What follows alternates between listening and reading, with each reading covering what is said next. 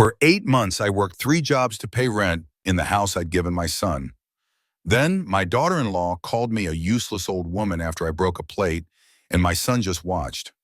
I looked at the shattered pieces, then at them, and simply nodded. This is my story about what happens when an old woman decides she's done making messes. Like, share, and let me know where you're listening from. The alarm on Eleanor's ancient flip phone let out a gentle, almost apologetic hum at precisely 4:30 a.m. It had been 8 months since she'd seen the face of her alarm clock. 8 months of this relentless, soul-crushing routine. At 63, her body felt every single one of those days, especially after waking for the third job she now held. 3 jobs, all to pay $5,000 a month in rent. Rent for the house she had given her son, Julian, and his wife, Veronica, after Arthur, her beloved husband, had passed away. It was supposed to be a fresh start for them, a legacy. Instead, it had become her gilded cage. Eleanor eased out of bed, each joint protesting with a faint creak. She moved with practiced silence, a ghost in her own home. The floorboards, familiar underfoot for decades, now felt like tripwires. The shower ran for precisely 5 minutes, just enough to warm her tired bones without drawing attention. Her movements were slow, deliberate, a constant battle against the profound exhaustion that clung to her like a second skin. Her hands, once strong and supple from years of gardening with Arthur, now trembled with a persistent, almost imperceptible tremor. Just as she was pouring her instant coffee, a shrill, piercing voice cut through the pre-dawn quiet. "Eleanor, this coffee maker is broken again. Are you serious?" Veronica. It was barely 5:15 a.m., and Veronica didn't need to be awake for another 3 hours. Yet her demands always seemed to precede the sun. Eleanor sighed, a silent puff of resignation. She had checked the machine just last night. "I'll look at it, dear," she called back, her voice raspy with fatigue. Veronica's complaints weren't confined to kitchen appliances. Her worn 2005 Honda, the very car that ferried Eleanor between her thankless jobs, was also a frequent target of Veronica's disdain. "That rusty old thing is an embarrassment," she'd sneer, oblivious to the fact that Eleanor had to work 3 jobs to keep it running, while Veronica herself remained unemployed, claiming to be exploring her entrepreneurial spirit. By 7 o'clock a.m., Eleanor was at the local grocery store stocking shelves. The fluorescent lights hummed, harsh against her eyes. Mrs. Green, a kind colleague who worked the deli counter, leaned over conspiratorially. "Eleanor, you look utterly drained. You should call in sick." Eleanor managed a weak smile. "Can't, dear. Rent's due next week and every penny counts." The thought of missing even a single shift sent a cold dread through her. Her second job began at 11 a.m., cleaning Mrs. Chen's immaculate home. Mrs. Chen, a woman of quiet observation, noticed Eleanor's fatigue immediately. "Eleanor, are you well? Your hands are shaking."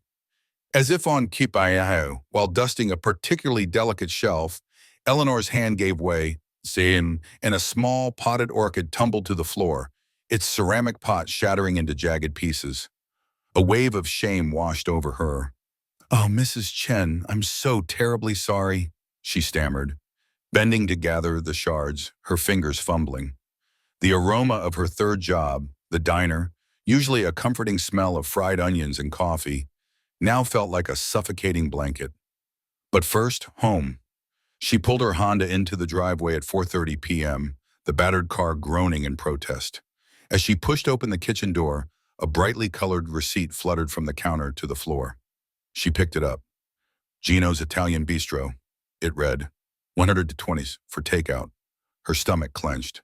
That was nearly a day's wages for her. She thought of the stale sandwich she'd eaten for lunch, the one she'd brought from home to save money. She moved to the sink, intending to rinse a glass.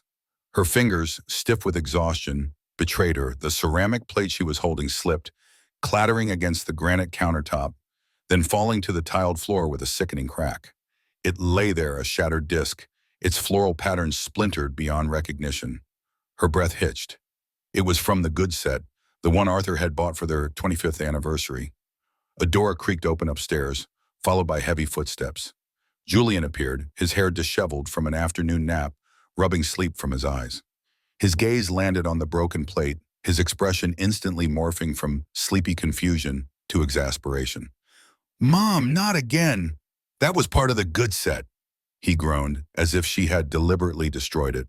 Before Eleanor could offer an apology, Veronica swept into the kitchen, a vision of casual luxury in a flowing silk robe. She took in the scene. Eleanor bent over the broken pieces, Julian standing accusingly, the general air of domestic chaos. Her perfectly manicured hand went to her hip. "Seriously?" she drawled, her voice dripping with disgust. "Can't you do anything right, Eleanor?" Eleanor felt a prickle of tears behind her eyes. She knelt, beginning to gather the shards, a sharp edge biting into her skin. A tiny bead of blood welled up. Veronica leaned against the door frame, observing with a cold detachment. "Trying to clean it up? Replace it with what money? You can barely keep up with rent as it is." The words, laced with venom, struck Eleanor like a physical blow. Eleanor looked up at Julian, her son, her only child. She sought a flicker of empathy, a sign that he remembered the woman who had nurtured him, the mother who had given him everything. But his eyes were fixed on the broken plate, not on her bleeding finger or her trembling lips. "She's right, Mom," he said, his voice flat, devoid of emotion. "You need to be more careful." Veronica's lips curled into a sneer. She stepped closer, her voice dropping to a harsh, barely audible hiss, meant only for Eleanor. "You're nothing but a clumsy old woman, Eleanor. A burden. You're a useless old woman, and frankly, we're tired of cleaning up your messes." Julian stood there silent. He offered no defense, no comfort, no contradiction. His silence was louder than Veronica's cruel words, a resounding confirmation of her contempt. In that moment, something inside Eleanor snapped. The pain of the cut on her hand paled in comparison to the ache in her heart. She slowly stood up, looking from the shattered plate to Julian's indifferent face, then to Veronica's triumphant sneer. A profound calm settled over her. The exhaustion, the grief, the humiliation, it all coalesced into a quiet resolve. "You're right," Eleanor said, her voice surprisingly steady, almost a whisper. "I'm tired of making messes." She turned without another word and walked directly to her small, sparsely furnished room.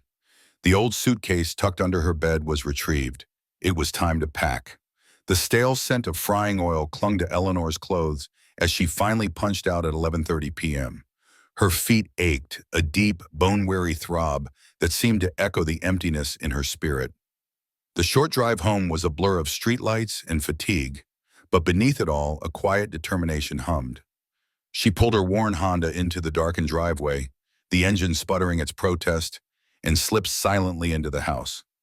It was exactly as she'd left it, quiet, heavy with the oppressive peace that often precedes a storm.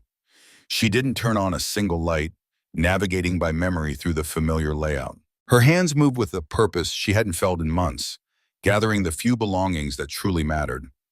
A framed photo of Arthur, his kind eyes smiling back at her. A small, worn quilt her mother had made. A tattered copy of her favorite novel. Everything else felt like an extension of the life she was abandoning, a life that had slowly suffocated her.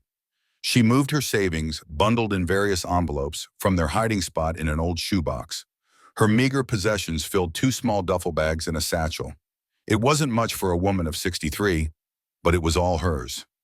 On the kitchen table, beneath the oppressive shadow of the ornate chandelier Julian and Veronica had insisted on, Eleanor placed a crisp envelope. Inside lay the $1,250 for the upcoming week's rent, the final installment she would ever pay. Her fingers lingered on the envelope for a moment, a silent farewell to obligation that had shackled her. She knew with a certainty that was both chilling and liberating that this was the last payment they would ever receive from her. Stepping back out into the cool, dark night, Eleanor began the arduous task of loading her meager bags into the trunk of her Honda. Each lift, each grunt of effort, brought with it a strange, profound sense of relief. It was physically demanding, yet emotionally exhilarating. She paused, leaning against the dented fender, and took one last long look at the house. Its darkened windows stared back like vacant eyes, and in that moment, it wasn't a home. It was a prison, a gilded cage where her spirit had slowly withered. The thought that she was finally leaving, that she would never again have to navigate its silent judgment or endure its sharp-tongued inhabitants, filled her with a lightness she hadn't felt in years. She slid into the driver's seat, the worn fabric of the seatbelt a familiar comfort. With a slow, deliberate turn of the key, the engine rumbled to life. No note, no explanation, nothing.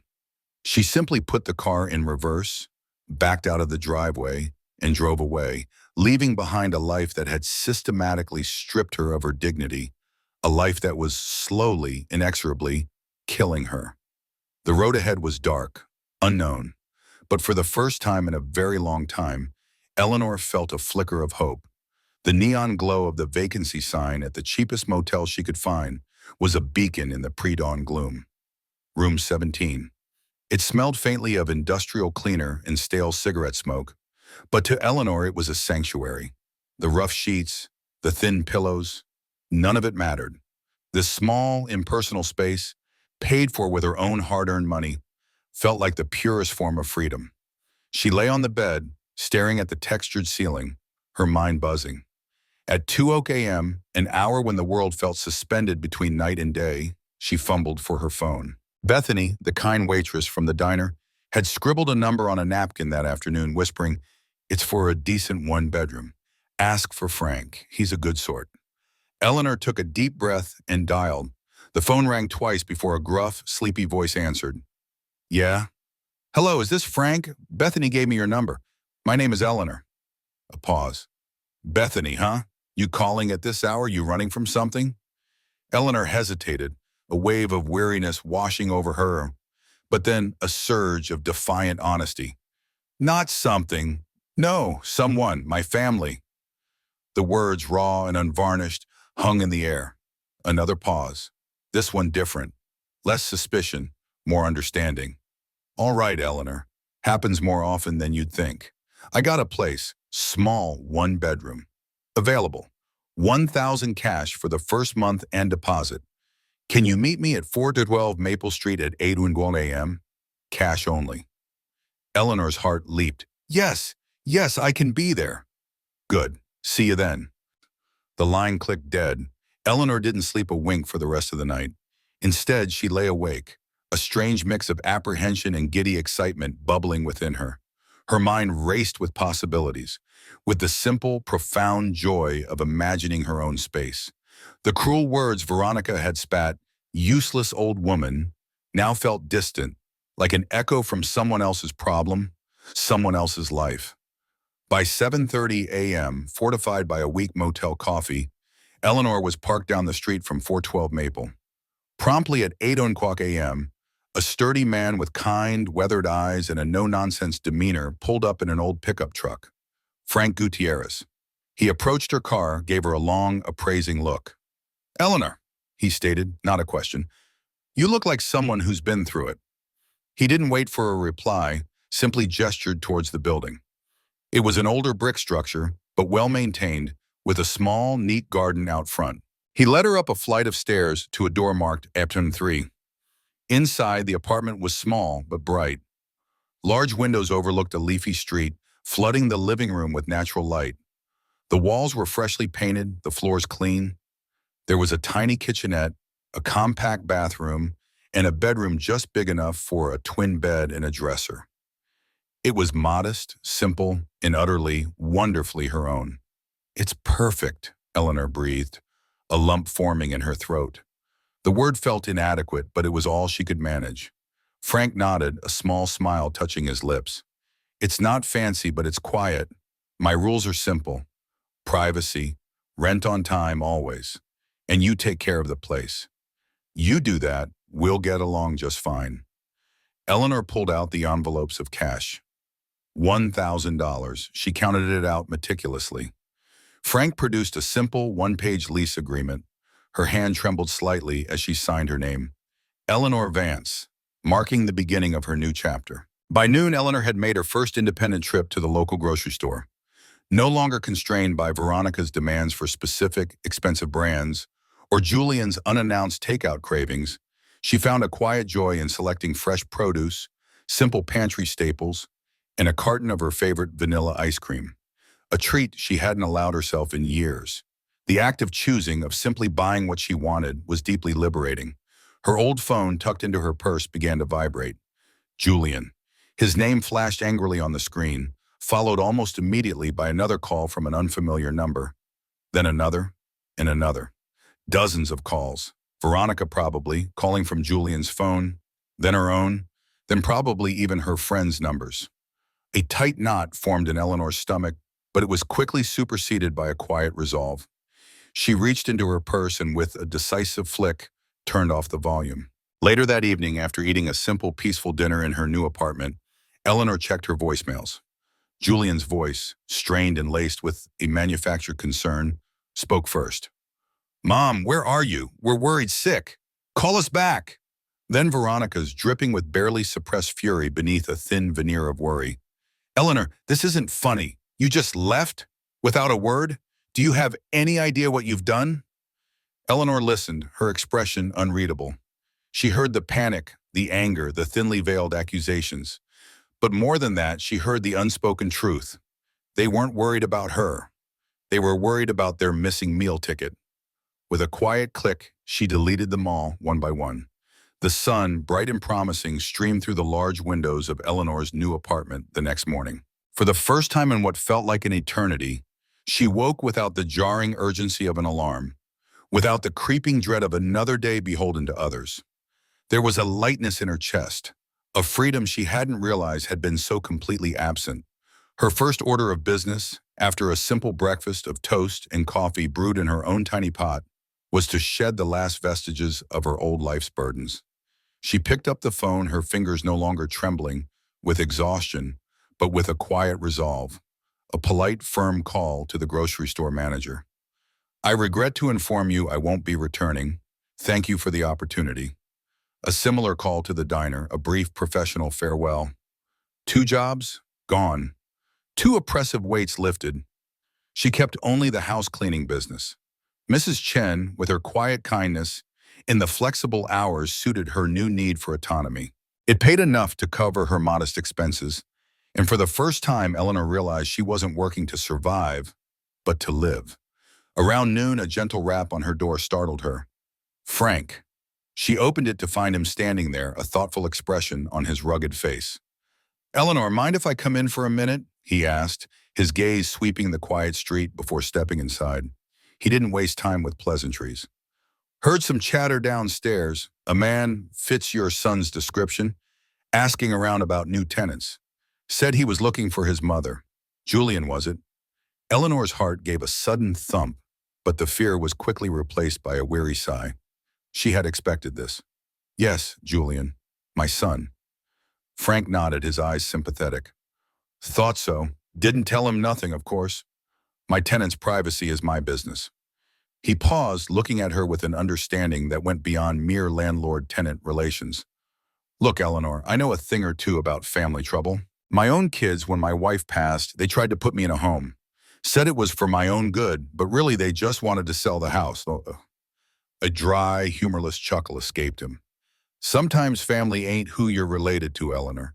Sometimes it's who respects you enough to let you live your own life, who treats you like a person, not a problem." His words resonated deeply with Eleanor, a balm to wounds she hadn't fully acknowledged until now. He didn't judge, didn't pry, simply offered a shared understanding. "Thank you, Frank," she said, her voice thick with emotion. "Thank you for looking out for me." He gave a curt nod. "Just keep your door locked. And if he comes back, you tell me." With that, he was gone, leaving Eleanor to ponder his words in the unexpected kindness of a stranger. That evening, the apartment was bathed in the soft amber glow of a single lamp. Eleanor sat in a comfortable armchair she'd found at a thrift store, nursing a cup of good, strong Earl Grey tea. The silence was profound, broken only by the occasional distant hum of traffic, a stark contrast to the constant, low-level tension that had permeated Julian and Veronica's home. She picked up her phone.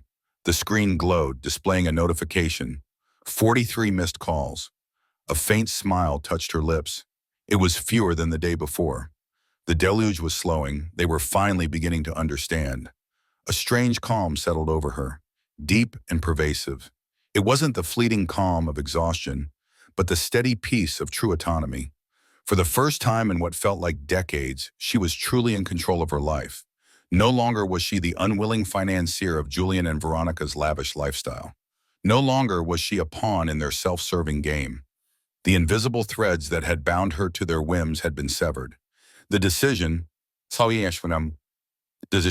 radical as it was, had been hers alone. Eleanor leaned back, closing her eyes. 63 years. 63 years of taking care. First her younger siblings after her mother fell ill, then Arthur through his long illness, then Julian as he navigated adolescence and early adulthood, and finally even Veronica, who demanded care in the form of endless financial support and emotional labor. She had always been the rock, the provider, the one who sacrificed, but in sacrificing for others, she had inadvertently sacrificed herself. She had allowed her spirit to be diminished, her voice to be silenced, her very existence to be redefined by their needs and their cruel judgments. But no more, Tomorn. The old Eleanor, the one defined by obligation and quiet endurance, had been left behind in that cold, dark house. The woman who sat in this modest apartment, sipping her tea, was new. She was still tired, still a little bruised, but she was free. And for the first time in a very long time, her resolve was to take care of herself, to nurture the parts of her that had been starved, to listen to the whispers of her own desires, to carve out a life where her dignity was not up for negotiation. The path ahead was uncertain, but for the first time it was truly her own. 2 weeks, it felt like 2 months, or perhaps just 2 days, since Eleanor had driven away from her old life. The rhythm of her new existence was a balm. Quiet mornings, satisfying work at Mrs. Chen's, and evenings spent reading or simply enjoying the profound peace of her own space. Life, surprisingly, was good. She was meticulously polishing Mrs. Chen's antique sideboard when her client made a casual observation. "Oh, Eleanor," Mrs. Chen chirped, her voice light. "I noticed a for sale sign just a few blocks from here, in your old neighborhood. Such a shame, a lovely house, but it looks quite neglected now." Eleanor paused, her polishing rag still. "Really?" she asked, her voice carefully neutral. "Which house?" Mrs. Chen gave a vague description, but it was enough. Eleanor's stomach tightened. It was her house. No, not hers anymore. It was Julian and Veronica's. "The owners are quite behind on their mortgage from what I hear," Mrs. Chen continued, oblivious to the bombshell she was dropping. "And they're asking for far too much, considering the state it's in. No one will buy it at that price." Eleanor merely hummed in acknowledgement, her mind reeling. Behind on their mortgage? It had only been 2 weeks since she'd stopped being their personal ATM. She had left the final week's rent, a token payment before her escape. Just 2 weeks. It was all it had taken for their carefully constructed house of cards to begin crumbling. The realization was stark, almost chilling in its speed. Her $5,000 a month had been not just a luxury for them, but a life support. Without it, their financial situation must be catastrophic.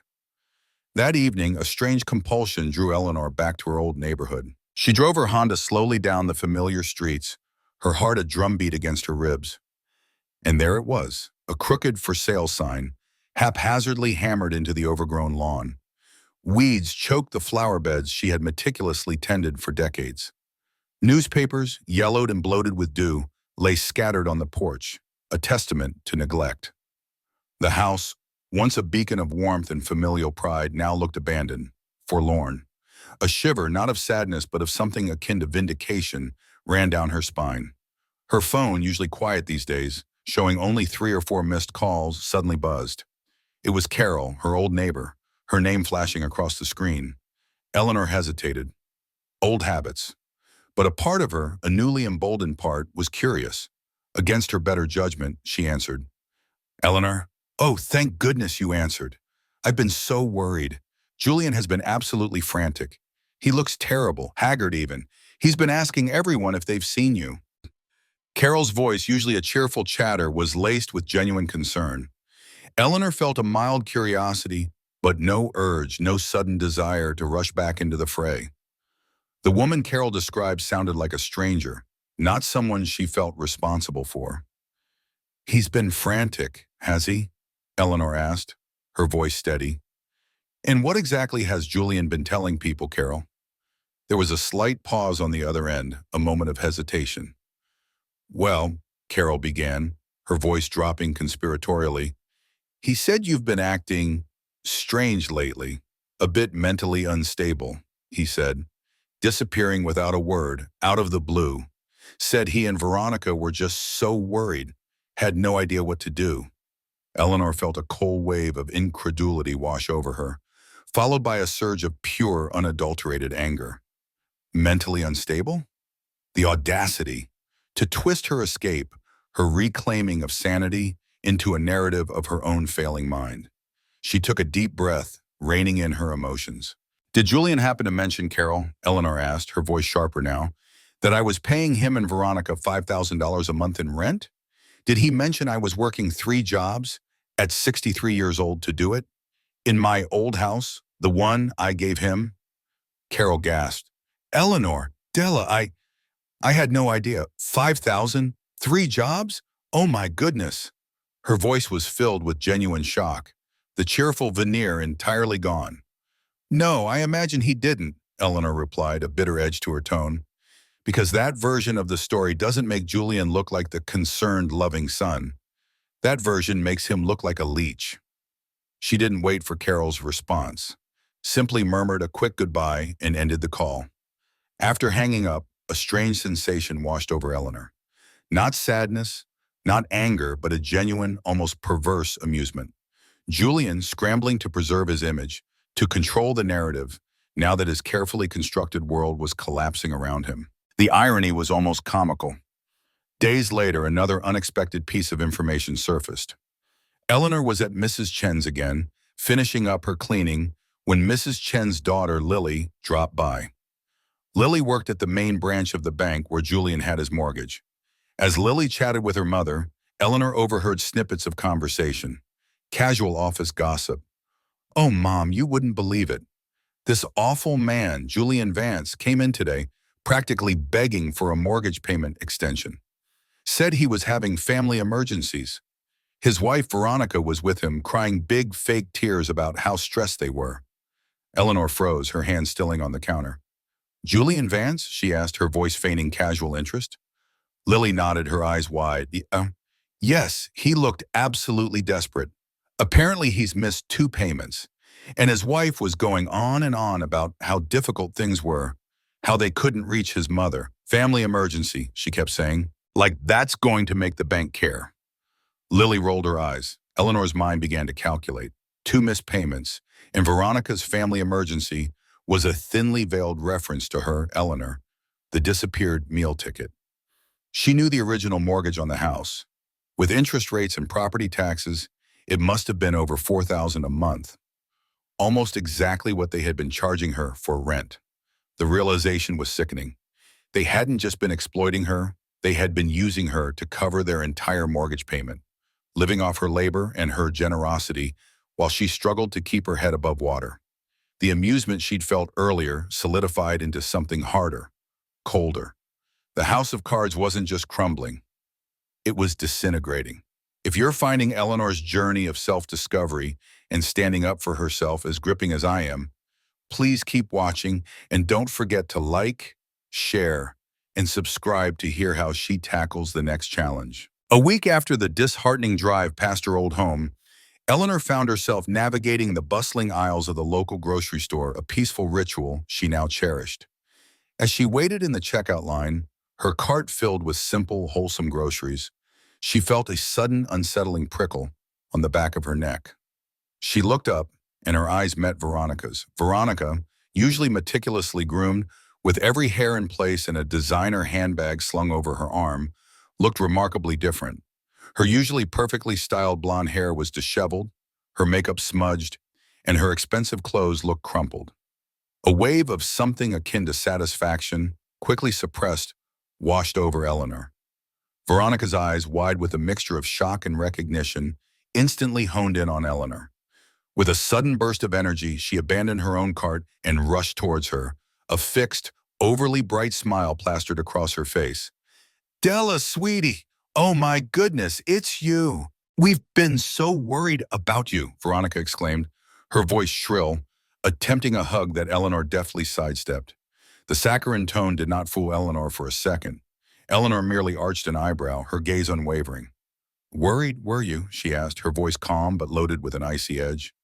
Well, I'm somewhere I don't have to pay $5,000 a month for the privilege of being insulted.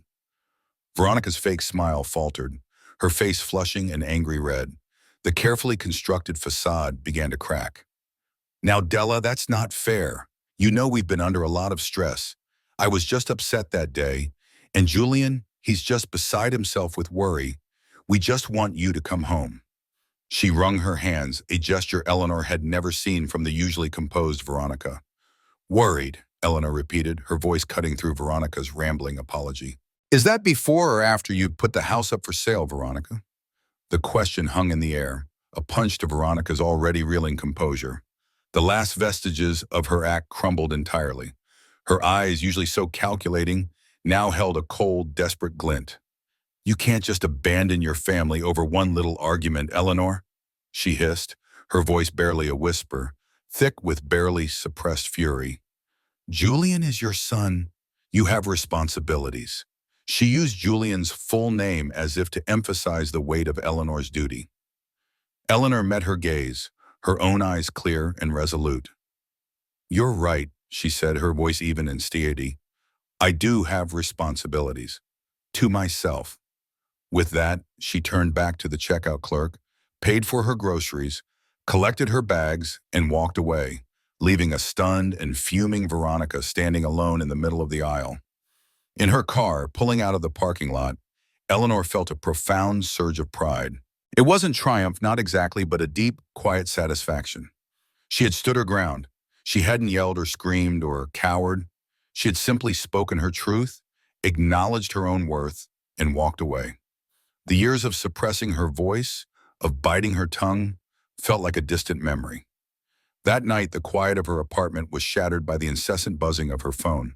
The calls, which had dwindled to a trickle, had restarted with renewed urgency. And the voicemails. Julian's voice, usually so entitled, was now tearful, bordering on desperate. Mom, please. I don't know what to do.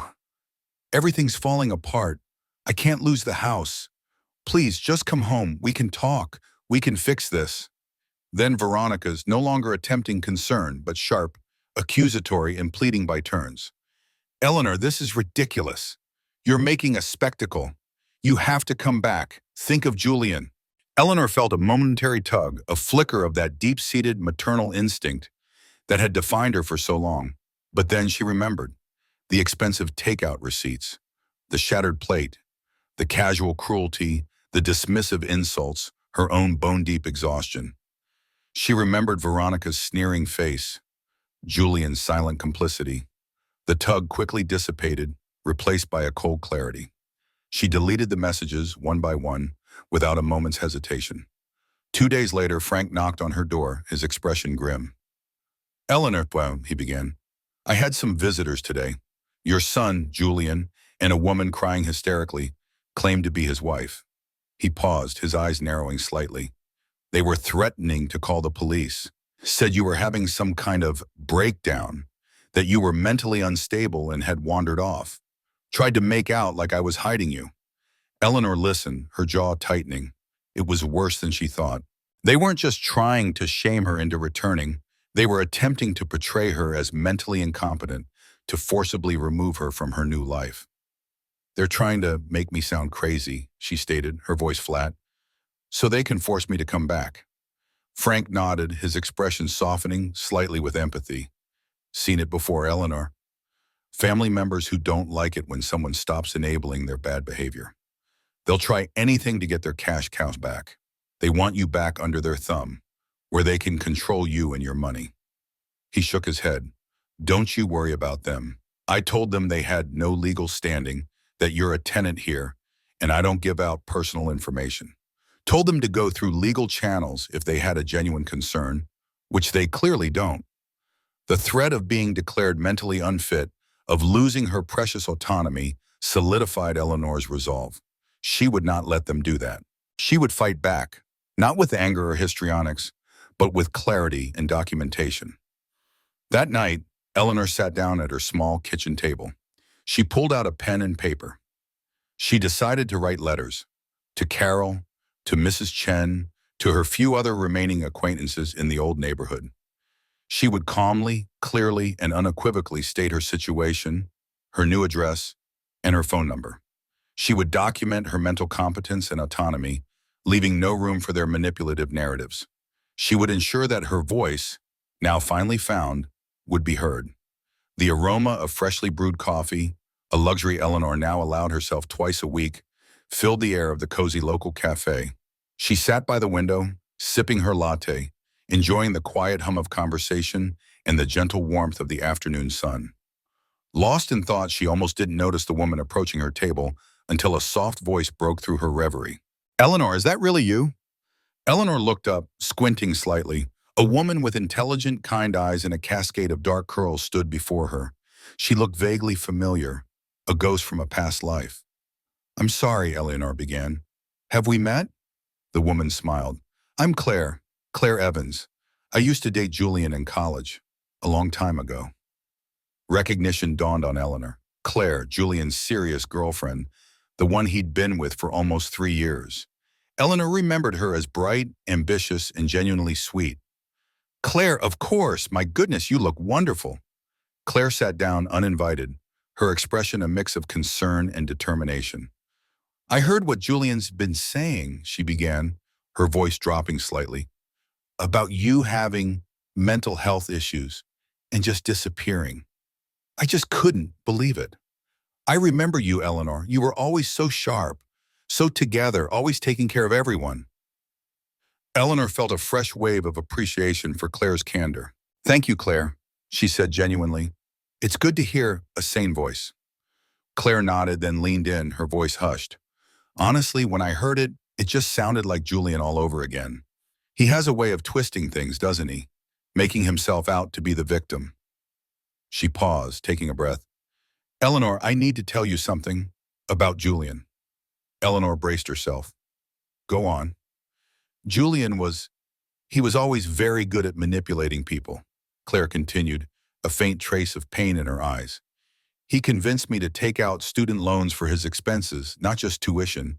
Said he was struggling, needed help. He'd make me feel guilty if I spent money on myself, not on him. He slowly isolated me from my friends, even made me feel like I was the only one who truly understood him." Claire took a shaky breath. "The final straw was when he tried to get me to ask my parents for a large sum of money. Said it was for a business investment, a sure thing, but I found out later from one of his friends that it was actually to cover his gambling debts." Eleanor felt a cold dread seep into her bones. Gambling? Her son? It was a shock, a betrayal of everything she thought she knew. Julian had always seemed so responsible, so focused on his career. "Gambling?" she whispered, the word a bitter taste in her mouth. Claire nodded grimly. "Yes, compulsive. He was very good at hiding it, very charming, very persuasive. Always found a way to make someone else pay for his habits. I was just the first in a long line, I suppose. I'm so sorry, Eleanor. I should have told you years ago, but I was so ashamed, so hurt." Claire reached across the table and squeezed Eleanor's hand. "When I heard about you, I knew I had to say something. It sounds like he's doing the same thing to you, just on a grander scale. Using you, bleeding you dry, and then twisting the narrative when you finally break free." Eleanor's mind reeled. Julian, a compulsive gambler, manipulating people for over a decade? It explains so much. His constant need for money. Veronica's insistence on such high rent. The expensive taste that seemed out of sync with his career. It was a dark, unsettling revelation that cast a long shadow over her son's entire adult life. He wasn't just selfish or entitled. He was fundamentally deceptive. That evening, the unsettling information from Claire churning in her mind, Eleanor found herself driving past her old house once more. The neglected yard was even worse, a tangle of weeds and uncut grass. But this time something new caught her eye. A sleek, dark luxury SUV parked prominently in the driveway, a vehicle far too expensive for Julian's apparent means. A new curiosity sparked within Hira. She parked her Honda a little further down the street, obscured by a large oak tree, and waited. It wasn't long before the front door opened. Veronica emerged, not in her disheveled state from the grocery store, but dressed in an elegant, form-fitting black dress, her hair and makeup impeccably done. She was laughing, a sound Eleanor hadn't heard from her in years, a sound utterly devoid of the usual shrillness. And then a man stepped out behind her, tall, impeccably dressed, with a silver-flecked temple and an air of quiet confidence. He was not Julian. They stood on the porch for a moment, talking in hushed tones, before the man, whom Eleanor now mentally identified as Damien, leaned in.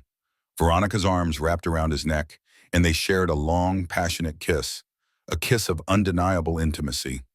He pulled away, opened the passenger door of the SUV for her, waited for her to get in, then walked around, slid into the driver's seat, and drove off into the gathering dusk. The pieces of the puzzle began to click into place, falling with a chilling precision. Veronica was having an affair. A wealthy man, Damien. The sudden, expensive tastes, the designer clothes, the insistence on such high rent from Eleanor. It wasn't just Julian's gambling debts driving their financial desperation. Veronica had her own agenda, her own secret lifestyle to fund. The extra money, Eleanor now realized with a sinking feeling, wasn't just for Julian's habits, but likely for Veronica's illicit rendezvous, her desire to keep up appearances with her wealthy lover. A strange, complex wave of emotion washed over Eleanor. She felt no anger, no jealousy for Julian, only a profound, almost heartbreaking pity. Her son, deep in the throes of his gambling addiction, desperately trying to keep his head above water, being systematically drained by his own wife, who was not only cheating on him, but also spending his dwindling resources and Eleanor's money on her affair.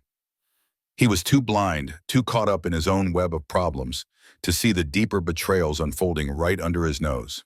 He was losing everything, and he didn't even know the half of it. The sun rose on a day of reckoning for Eleanor. After the unsettling revelations about Julian's gambling and Veronica's affair, a new sense of urgency compelled her. Her first call of the morning was not to a client, but to a number she hadn't dialed in years. It was her sister, Beatrice, who lived in Phoenix. Their silence had stretched for nearly a decade, a chasm created by Eleanor's pride and her subtle shame over Julian's growing entitlement, which Beatrice had always subtly questioned.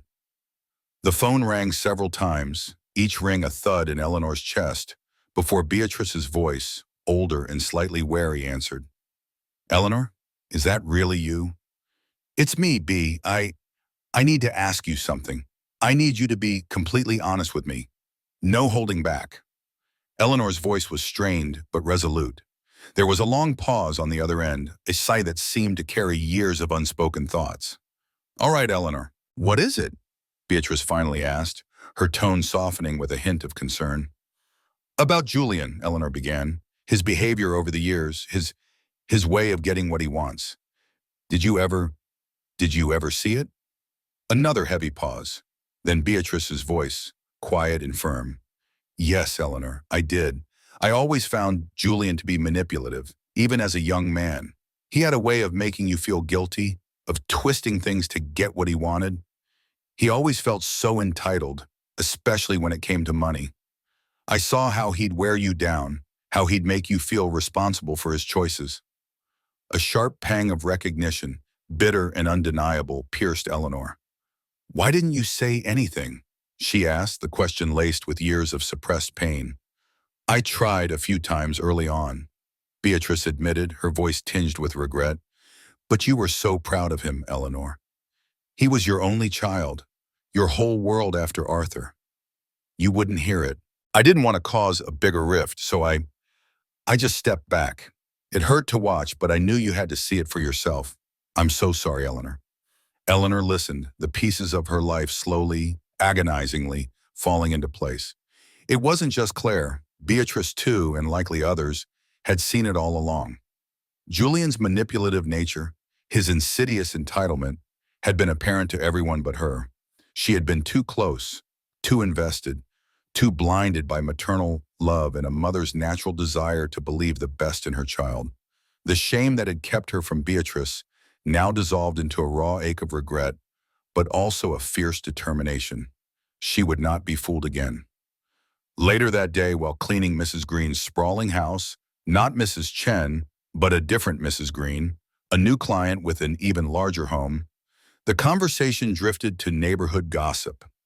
Mrs. Green, a jovial woman with a penchant for sharing local news, mentioned her grandson. "My grandson, Michael," she began. "He works at the Lucky Star Casino downtown. He tells me the wildest stories. There's this couple, he says, that comes in a few times a week, always loses thousands. The husband, he's a real high roller, always betting big. But the wife, she's a clever one, always seems to walk away with a small win. But Michael says it never adds up. He thinks she's just collecting the winnings, while the husband's losses are real. Thinks she's using his gambling problem to, well, he said launder money, but I don't really understand what that means." Eleanor froze, her heart hammering against her ribs. A couple, losing thousands weekly. The husband, a high roller, and the wife, collecting winnings that didn't add up. The description, vague as it was, screamed Julian and Veronica. The pieces from Claire's confession, from the luxury SUV and Veronica's affair, from the for sale sign and their mounting debts, suddenly snapped together with terrifying clarity. Veronica wasn't just having an affair to fund her expensive tastes. She was using Julian's gambling addiction as a front for a larger, far more sinister scheme. Money laundering, and Damien, the wealthy lover, was almost certainly involved. The realization hit Eleanor with the force of a physical blow. Her son wasn't just being taken advantage of. He was being used as a pawn, an unwitting accomplice in a criminal enterprise, all while his life crumbled around him. Veronica, the useless old woman, the one who couldn't keep up, was the mastermind.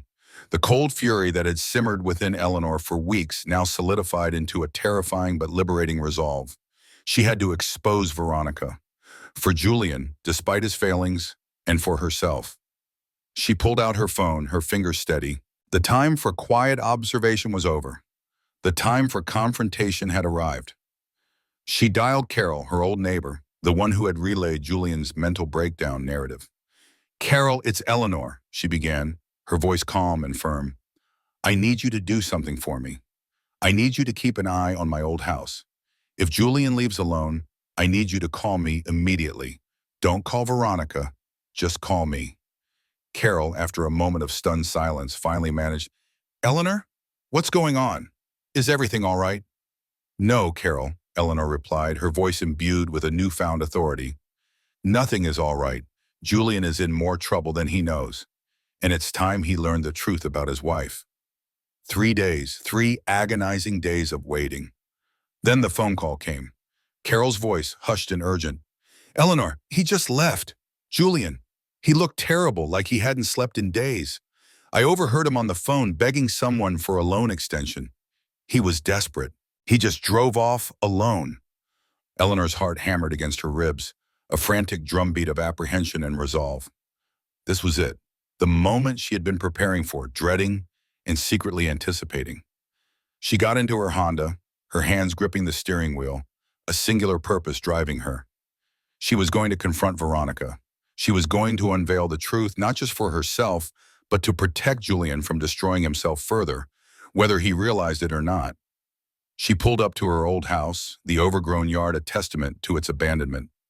Veronica answered the door, her eyes widening in surprise, then quickly narrowing in a flicker of annoyance before smoothing into a practiced, saccharine relief. "Eleanor, oh, sweetie, thank goodness. We've been so worried. Please come in." She stepped aside, her hand gesturing with a forced welcome. Eleanor walked into the foyer, her gaze sweeping over the familiar space. The expensive furnishings still sat in their places, but beneath the veneer of luxury, Eleanor sensed a pervasive emptiness, a subtle decay. The house felt cold, devoid of the warmth it once held. It was a shell reflecting the hollowness of the lives within. Veronica led her into the living room, gesturing to a pristine sofa. "Can I get you some coffee, Dela? You look a little tired." She attempted her old charming persona, but it felt thin, brittle. Eleanor didn't sit. She stood, her gaze direct, unwavering. "I know about Damien," she said, her voice cutting through the pretense like a knife. Veronica's face went white. The color drained from her cheeks, leaving her looking suddenly older, haggard beneath the meticulously applied makeup. Damien, I don't know what you're talking about, she stammered, a desperate feigned ignorance. Eleanor gave a short, humorless laugh. Don't play coy, Veronica. The man with the expensive SUV. The one you kissed passionately in the driveway the other night, while your husband was probably at the casino, losing the money you needed for the mortgage. The one you've been spending Julian's and my money on. She left no room for doubt, no space for denial. Veronica's mask completely shattered. Her eyes, wide with cold panic, darted around the room as if searching for an escape. How long have you been watching us? She hissed, the pretense of politeness entirely gone. Long enough, Eleanor replied, her voice steady. Long enough to know that you're not just having an affair. You've been using Julian's gambling addiction as a convenient cover to move money, haven't you? With Damien. Is it for his business or something else entirely? Veronica swallowed hard, her composure crumbling. She ran a hand through her hair, which now seemed to be coming undone. All right, fine, yes. I've been seeing Damien.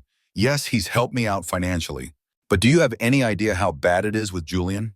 Your son is a compulsive gambler who's been lying to you for years about how bad his debts are. He owes money to people you don't want to know about, Eleanor. The house being up for sale is just the beginning. It might not be safe for any of us. She hurled the accusations, deflecting, attempting to turn the tables, to make Eleanor feel complicit. Eleanor listened, absorbing the venom, the fear. And you thought the solution was to bleed me dry? She asked, her voice quiet but piercing.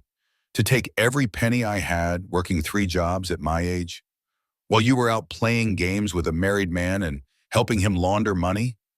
You have no right to speak of Julian's failings when you're so deep in your own. I'm his mother. You're his mother. You're supposed to take care of your children, Veronica cried, her voice cracking with desperation. No, Veronica, Eleanor calmly refuted, her gaze hardening. I'm supposed to love my children. I'm not supposed to enable them to destroy themselves and take me down with them. My responsibility is to help them be good people, not to be their eternal cash cow while they make terrible choices. That is not love. That is enabling. Eleanor took a deep breath, delivering her final devastating message. Now, when Julian comes back, you tell him this for me. Tell him his mother loves him, but tell him that if he wants my help, he needs to get help first. Real help. Professional help for his addiction. And he needs to decide whether he wants to save his marriage to you or save himself, because he can't do both. The money for this house, for his debts, for your lifestyle, it's gone. He needs to choose. With that, Eleanor turned, leaving Veronica standing amidst the ruins of her lies, her desperate pleas echoing in the hollow house. As Eleanor walked out, she knew, with a chilling certainty, that Veronica's meal ticket was truly gone. She wouldn't be able to fool Julian or herself much longer. The next morning, a raw, piercing knock jolted Eleanor awake. It was 6:30 a.m. on a Tuesday. She opened the door, her heart sinking at the sight. Julian stood there, utterly broken and desperate, his clothes disheveled, his eyes bloodshot and swollen, the harsh lines of stress etched deeply into his face. He looked at her, his lips barely forming a single word. A plea. Mom. The word mom hung in the air, raw and broken, a desperate plea from the man who stood on Eleanor's doorstep. She looked at Julian, truly looked at him. Beneath the exhaustion, the bloodshot eyes, and the 2 days stubble, she saw fleeting glimpses of the boy she had raised, the child she had loved unconditionally. But mostly she saw the hollow, desperate look of someone who had finally, unequivocally, hit rock bottom. Without a word, Eleanor stepped aside and let him in. Julian stumbled into her small apartment, his shoulders slumped, his gaze avoiding hers. He sank onto her thrift store armchair, burying his face in his hands. Ma, he choked out, his voice thick with tears. I'm so sorry. About the rent, about Veronica, about everything. I know we treated you badly, and I know you have every right to hate me. Eleanor sat opposite him, her expression unreadable. I don't hate you, Julian, she said, her voice soft but firm. But I also don't trust you. Not anymore, Dela. Julian flinched, the words striking him harder than any accusation of hatred. He lifted his head, his eyes red-rimmed. Veronica told me. She said you threatened to expose her, that you were just trying to get back at her. Eleanor shook her head. No, Julian. I told her the truth. I told her that you needed to get real help for your gambling. And I told her you needed to choose, save your marriage or save yourself, because you couldn't do both. Julian's face crumpled completely. The realization, stark and painful, washed over him. I can't do both, can I? He whispered, more to himself than to her. He took a shuddering breath. After Dad died, I felt like I had to be the man of the family, had to fill his shoes, provide everything. And I couldn't. The pressure, it just got to me. That's when the gambling started. Just a little at first, a way to escape, to feel like I was in control. Then it became everything. The confession poured out of him, a torrent of shame and regret. I've lost, Mom. I've lost $87,000, not counting the house mortgage, the credit card debts, and the $5,000 a month I took from you. I kept thinking I could win it back, that one big score would fix everything. He explained how Veronica, initially skeptical, had slowly come around. She started out saying she'd support me, then she started encouraging it. She even started taking money from Damien, claiming he was helping us with the addiction, trying to get me to a therapist. But it was all a lie. He revealed the final devastating blow. I found them yesterday, Mom, Veronica and Damien. They were together, at the house. She admitted everything, the affair, using my gambling. She even told me Damien was making the mortgage payments, and that if I kicked her out, he'd stop and the bank would foreclose immediately. Julian's voice broke. We've all been using each other, Mom, he sobbed, the tears flowing freely now. The only person who wasn't using anybody was you, and we treated you the worst of all. Eleanor listened, her heart aching for the boy who was finally, truly admitting his brokenness. He wasn't trying to deflect, not anymore. He was simply, profoundly defeated. I want to get help, Mom, he rasped, fumbling in his pocket. He pulled out a crumpled piece of paper, a printout for a 12-week residential gambling addiction program. I know I'll lose the house. I know I deserve to, but I want to try. Seeing the genuine remorse, the raw determination in his eyes, Eleanor felt a flicker of hope. This wasn't the manipulative Julian. This was a man hitting rock bottom, ready to claw his way back. If you do this, Julian, Eleanor said, her voice firm, really do this. It doesn't mean we go back to the way things were. Not immediately, maybe not ever. I won't be your safety net anymore. I won't be your bank. I won't enable you. But I will be your mother if you're willing to put in the work. Julian nodded, tears still streaming down his face. I understand, Mom. I accept it. I need to get well. 6 months later, the sun was warm on Eleanor's face as she tended her small, thriving container garden on the balcony of her apartment. A gentle knock on the door. It was Julian. He looked different. Healthier, clearer-eyed. The haunted look was gone, replaced by a quiet strength. He was working honestly at a local hardware store, and he was actively engaged in his recovery program, attending meetings, working with a sponsor. They sat together, sipping tea in her modest living room. The conversation was comfortable, filled with an honest warmth that had been absent for years. Julian spoke of his program, of the painful lessons he was learning, of the long road ahead to rebuilding trust. He expressed deep remorse for his past actions, acknowledging the profound hurt he had caused. I truly understand now, Mom, he said, his voice earnest. What you did, what you had to do. You saved yourself, and in doing so, you gave me the chance to save myself too. Eleanor smiled, a genuine, radiant smile that reached her eyes. She was truly happy. Her small apartment felt like a palace. Her modest income a king's ransom compared to the emotional debt she had once carried. She had cultivated a small circle of supportive friends. Frank, the gruff but kind landlord, and Claire, who often joined her for coffee and shared stories of their healing journeys. Her life was authentic, independent, built on a foundation of self-respect. She had found her inner strength, embraced the quiet contentment of a life lived on her own terms. The pain was still a part of her story, but it no longer defined her. Eleanor Vance had not just escaped, she had rebuilt, reconciled, and finally truly lived.